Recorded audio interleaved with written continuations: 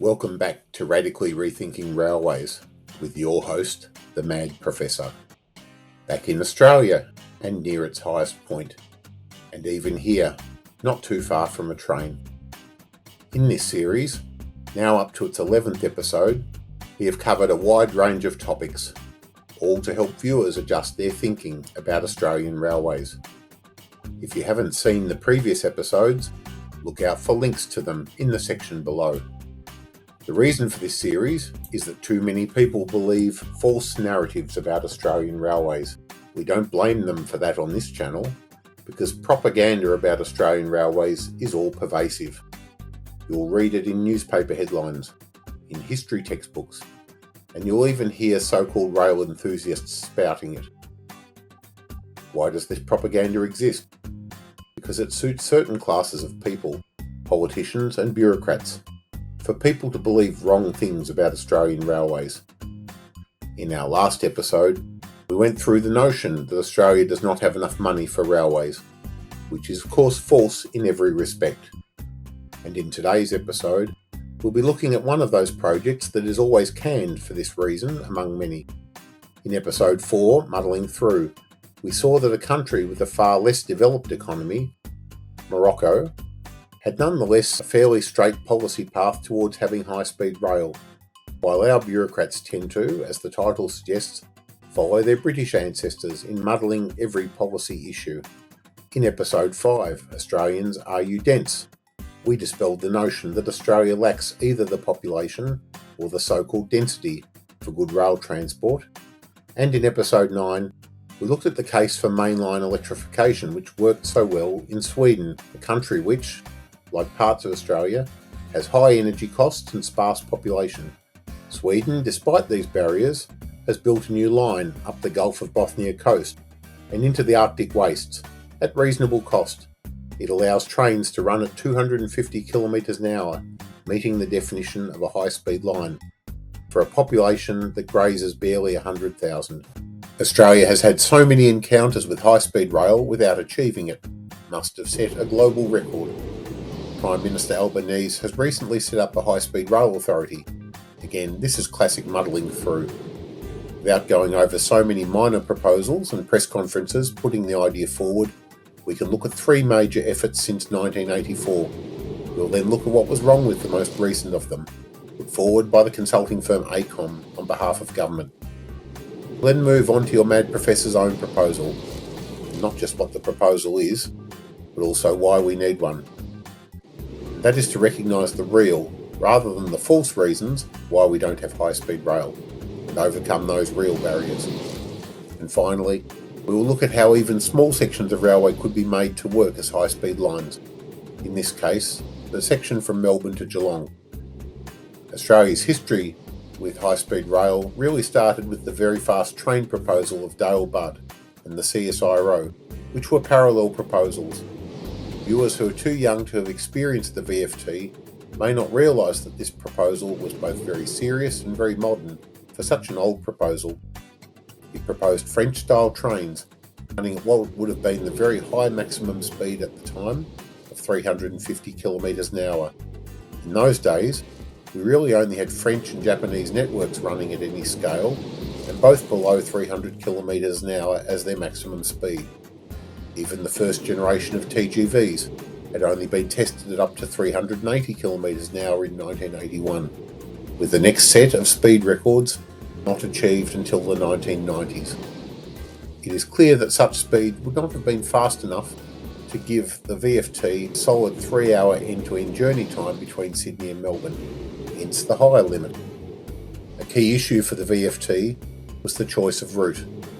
Proponents originally sought a route via Gippsland and Cooma, which therefore entailed some of the most rugged high country in Australia, basically following the route of the Snowy River into the Australian Alps, then coming down the Murrumbidgee Valley into Canberra. By taking this route, the VFT hoped to capitalise on demand for travel to the ski fields where we are now, and high-value land that could be developed in these scenic mountain areas. We will come back to how these alpine routes play out in high-speed rail politics later in this episode. For now, it is important to realise that it wasn't the impact on cost or complexity that sank the alpine route, but environmentalism. and with little true design work done on this, it was expected that the VFT would cut vast swathes of national park to achieve a suitably graded and aligned route through the mountains and valleys. Once the environmental argument succeeded, the VFT proponents moved to a more conventional route via the Hume Corridor, including Albury and Wagga. The lower population and development potential of the inland route could be offset by presumed lower environmental impact and lower cost in earthworks because the land was gentler. However, what was going to sink the VFT in the policy realm was that it originally started in the pre-airline deregulation world, when business travel costs from Sydney to Melbourne and Canberra were among the world's highest, as the airline duopoly kept airfares high. Once competitors like Compass Mark I came in and reduced some of those fares, you could quickly see the financial case falling apart. Then the regular goons in the Federal Treasury and the Prime Minister and Cabinet got to work to try and derail the project, but by the end, this is a recession that Australia had to have. It was the severe recession of the early 1990s that made the project untenable. Of course, the hysterical headlines about what such a project would have cost would be laughable now.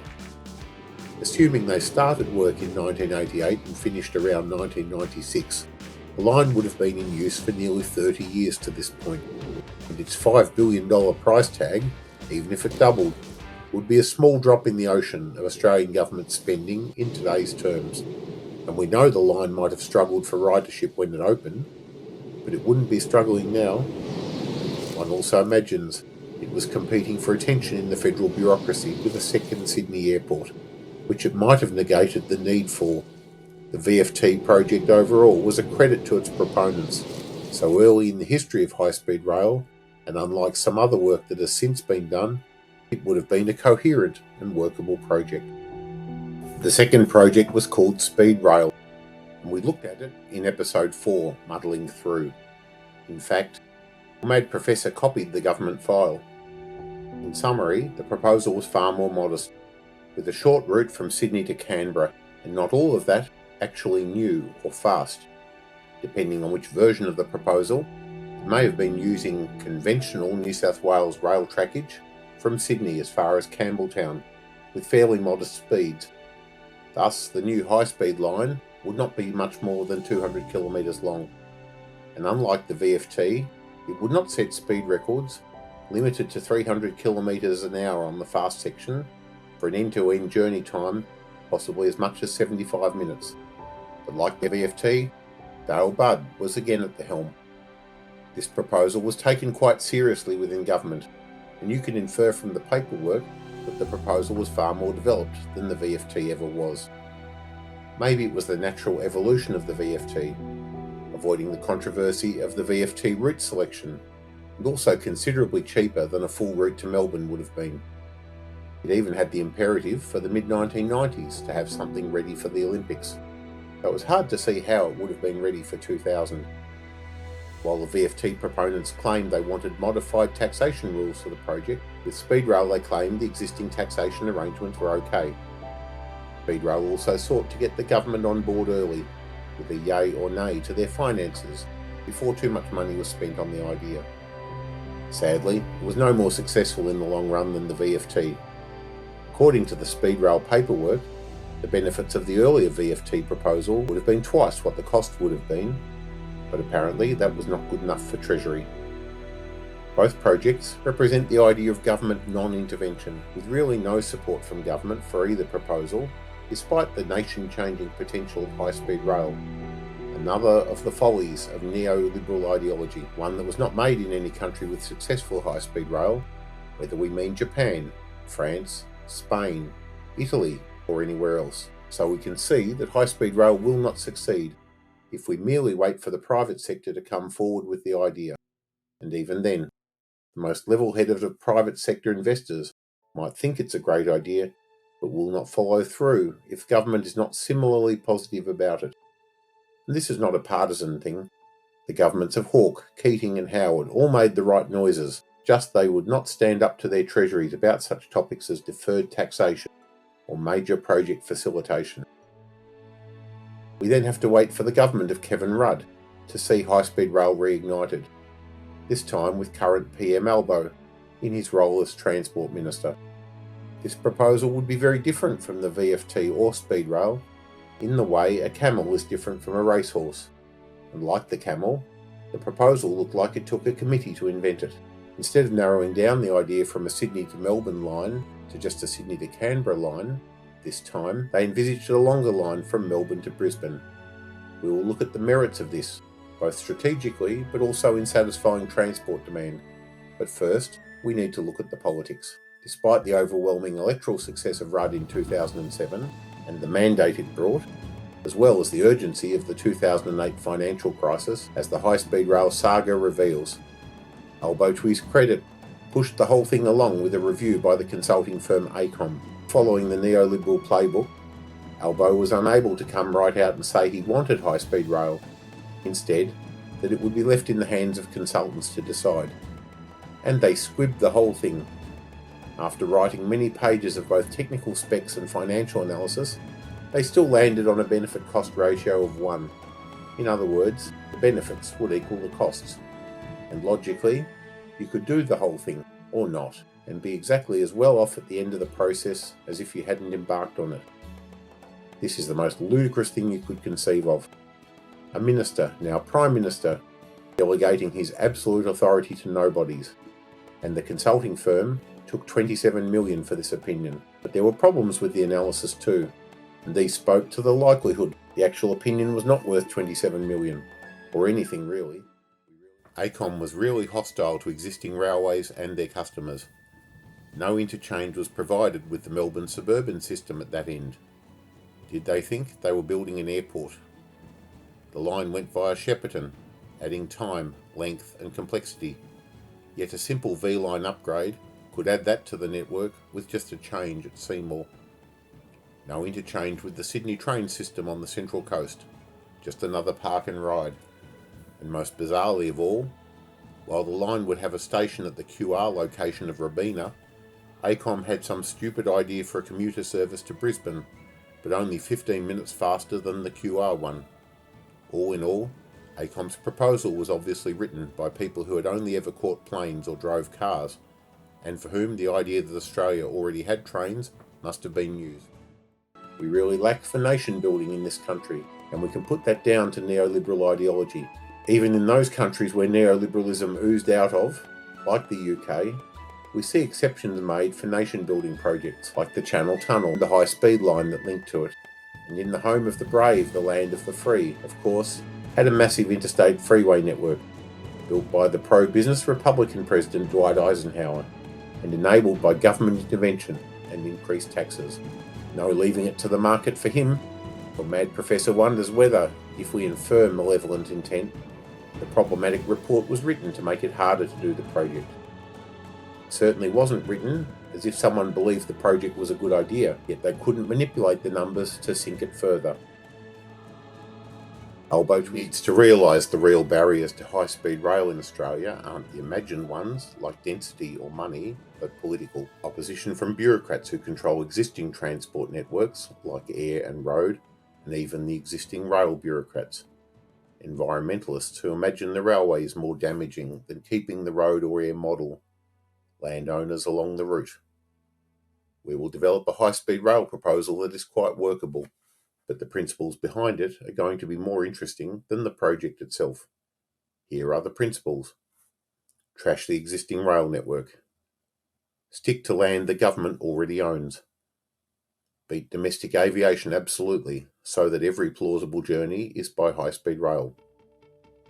What's left of the rail network needs to be integrated with and subservient to the high-speed rail. Elevate the route, unless tunnelling is needed. And while the Sydney to Brisbane route will be as important as the Sydney to Melbourne one, the Melbourne one is easier to describe in a short video, so here goes. Section 1. Build an underground line from Melbourne to the outer suburb of Somerton. Build it under Sydney Road, and if feasible, build it as a double-deck tunnel, with room for the upfield railway to go inside it as well. Then close the upfield line. Section 2. Demolish the Somerton to Seymour Railway and use the existing corridor to build a new railway with 4 tracks, 2 for the high-speed line and 2 for mixed traffic. including suburban and interurban trains and freight.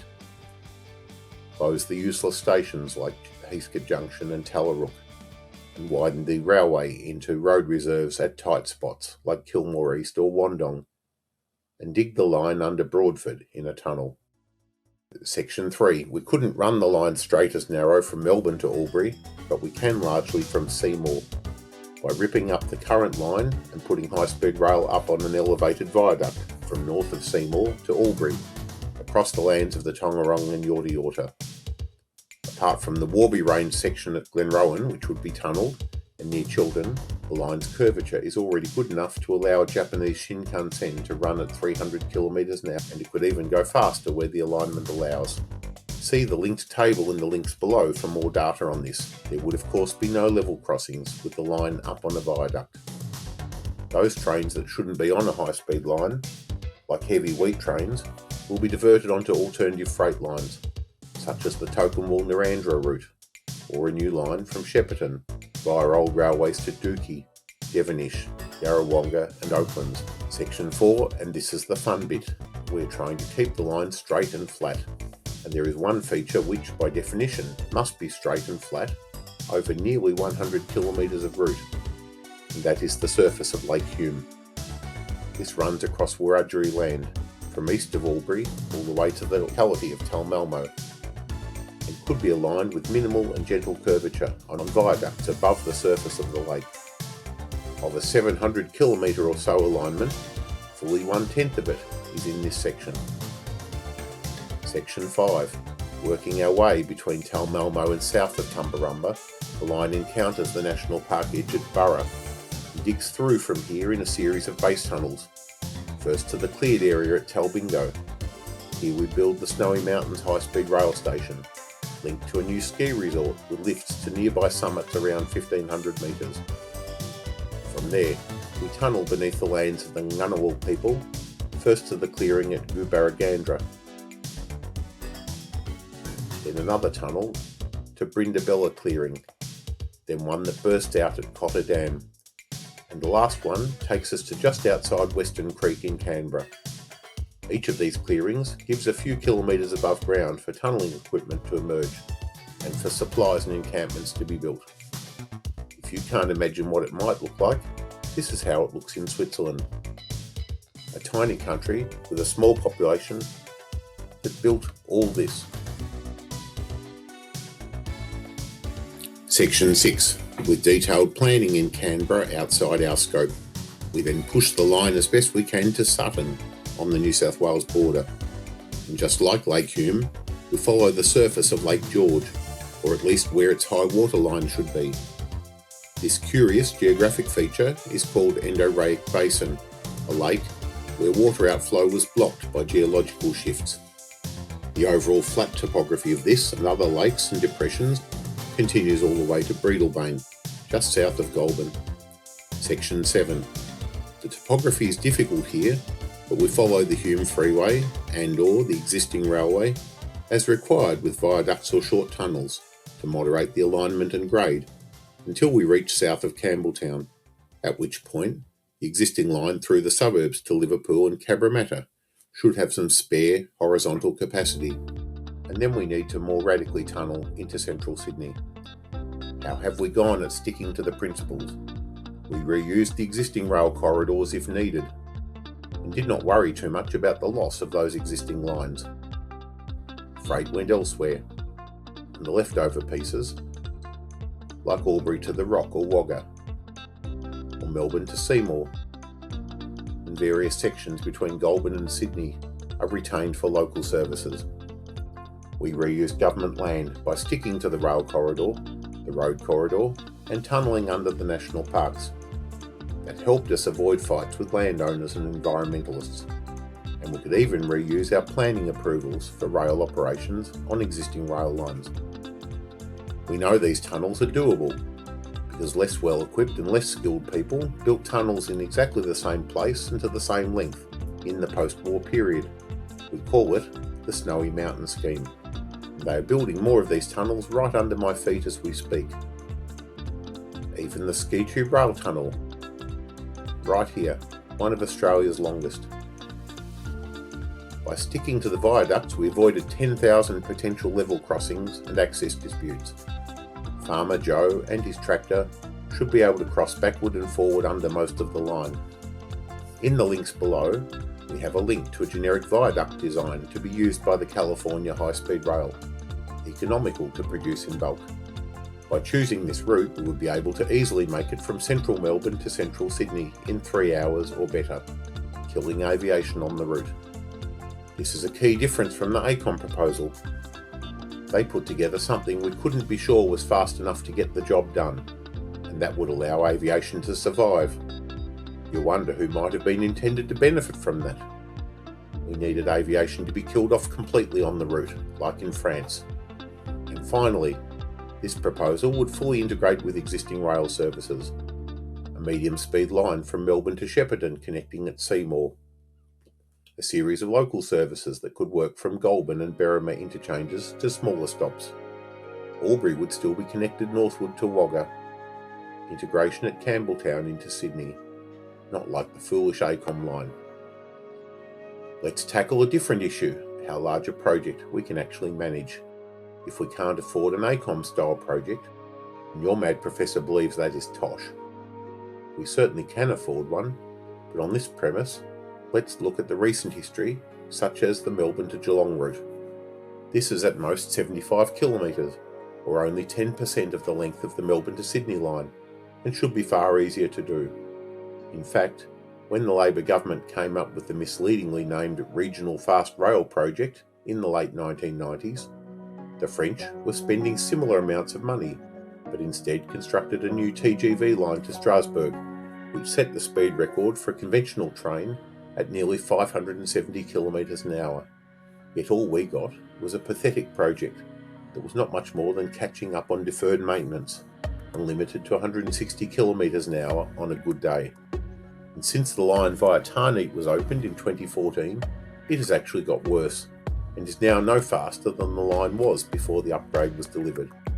So like dogs returning to their vomit, the Victorian government then decided to announce something called the Geelong Fast Rail, which is really nothing. Just a few kilometres of refuge loop near Laverton, but one that will cost many times what the French spent on a high-speed line from Paris to Strasbourg, just to try to restore something of the speed improvement they lost. This is muddling through at its finest. Spend billions, get a worse result.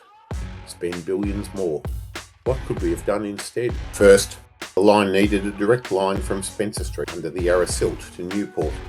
This was always a better option than either the suburban Yarraville route or going via Tarneet. And such a line could improve Bendigo and Ballarat and even Seymour services by funneling those onto an upgraded Brooklyn line. Once clear of Newport suburb and on the Geelong railway easement, it should have been straightforward to build a new pair of tracks and grade separate all remaining crossings. Some works would be required to avoid all the standard gauge sidings in the area. Beyond Werribee, the existing line did not need any further trackage, but it did need electrification and grade separation of all roads. We saw in episode 9, a mainline electrification at high speed is best done with high voltage AC current, but it doesn't require it. We know this because of Dutch and Italian trains running at 200 km an hour or faster on the same voltage and current as used in Melbourne. This pattern would get us all the way to North Geelong with 250 km an hour running, and that would be the fastest we require. A giant park and ride at North Geelong would give us a service pattern where one type of train might continue into Geelong City and south. Another might run up the Lowlow line to Ballarat. A hybrid diesel-electric or hydrogen-electric might save us wiring that service. But then, what the Victorian government has spent so far, we might have built the Geelong to Ballarat section as high speed as well. We should be able to get the whole service in just under 30 minutes, which is all it needs to compete with driving, and a short spur line into Avalon Airport, as once proposed by the Liberal government, would make that airport very useful for expanded air services across Australia. Nothing you've heard today is beyond our economic ability nor our technical skills. Smaller countries than ours, even Morocco, have done better. We can prove this by pointing to the examples we see, whether it is the urban rail projects in Sydney, Melbourne, Brisbane or Perth, or the snowy hydro, or even the ski tube. It's not that we don't have money, but that we waste it on consultants, on misdirected upgrade projects that make things worse, or just on the wrong projects. And it is not that we started behaving this way, we have always done it this way, since the very start of railways in Australia. So much lost potential. Next time on Radically Rethinking Railways, we move away from very fast trains between our major cities to not very fast trains between the smaller places in our regions. Many have closed over the years.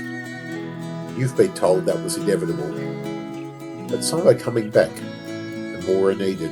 Next time, in Back on Track. See you then.